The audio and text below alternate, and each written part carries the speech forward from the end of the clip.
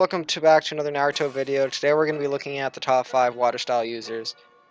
Just a little disclaimer before we start this video, this list is not based on how strong the individual shinobi is, but how proficient they are at water style. So now that we got that out of the way, let's get on to the video.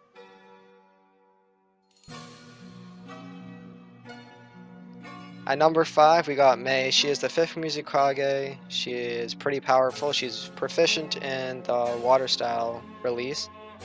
With water style, she can create a large torrent that can extinguish a powerful fire release used by Madara.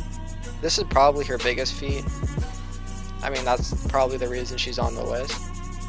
Using that same water, she can also create a giant dragon. Mei can also use the hiding in the mist technique to obscure the movements of herself and her allies.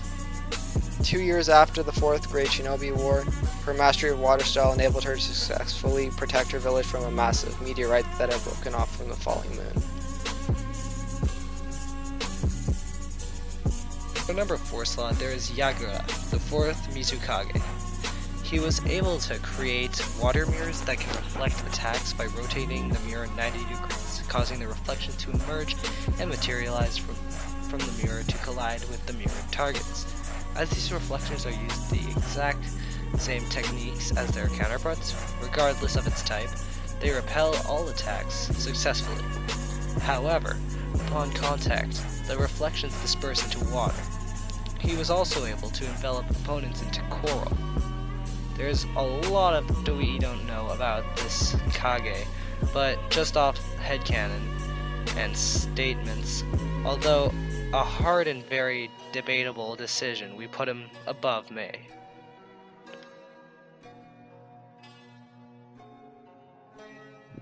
At our number 3 slot, we have Gengetsu. Gengetsu's most prominent release was water release, which he was able to use to transform his body into a liquid state and then back into a solid form at will. This is the signature ability of the Hozuki clan. He could also use his index finger to fire bullets of water that were strong enough to easily pierce through a sand clone.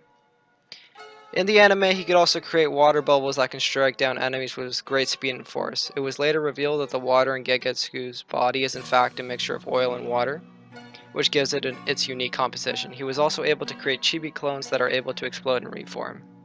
Although he is shown to have all these powerful abilities, we had never seen him at his full power. As we know, he was holding back against the allied shinobi forces, and he was telling them all of his weaknesses.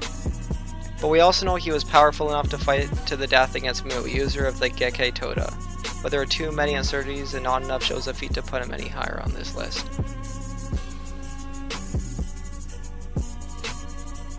At our number 2 slot, we have Kisame Hojigaki. He was able to create large volumes of water, as shown by his 30% clone. He could also perform techniques such as water clones, water prison, and many water-style shark-related jutsus. While he was using his water prison shark dance technique, he could take full advantage of that ability by drowning his opponents while remaining unharmed. In this form, he can sense other people's chakra and absorb it just by touching the foe with any part of his body. What separates Kisame from the others is that he is able to transform with his full body with the help of the Samehada into a shark-like humanoid, giving him the ultimate mobility underwater.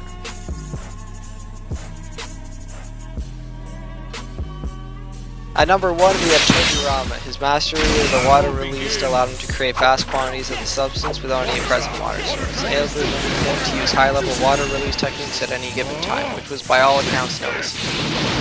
He could shoot high-pressure water streams from his mouth to slice through targets or form needle-shaped projectiles to catch an opponent off guard while attacking the target. He could also create defensive walls or larger water dragons to assault his opponent, all without a pre-existing water source. In the anime, he could cover an entire battlefield in water and shape the tendrils to pull targets down with them and drown them. Tobirama's place as number 1 on the list is mostly off statements rather than feats, since we've never actually seen him fight at full power while he was alive. Yes, we've seen him fight Hiruzen as a reanimated clone. Reanimates for some, to say. But he was not at full power, and also he was reanimated during the 4th Great Shinobi War. We also don't see him at full power.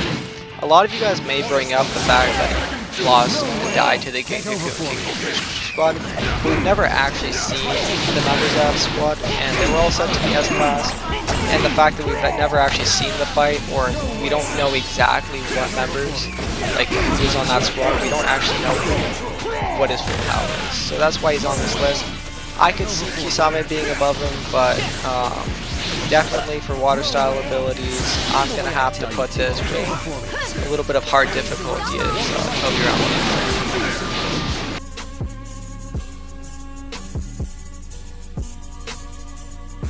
Just an honorable mention before we end off this video. Gengetsu. Since Gengetsu is part of the Hozuki clan, he is able to turn his body into water, making him almost completely invulnerable. He has been shown to be able to use Water Clone Jutsu and the Water Pistol Jutsu, as well as a big glob of water able to fend off the 8 tails for a brief moment of time. Also, he is able to transform his water body, giving him the ability to increase his physical strength in battle.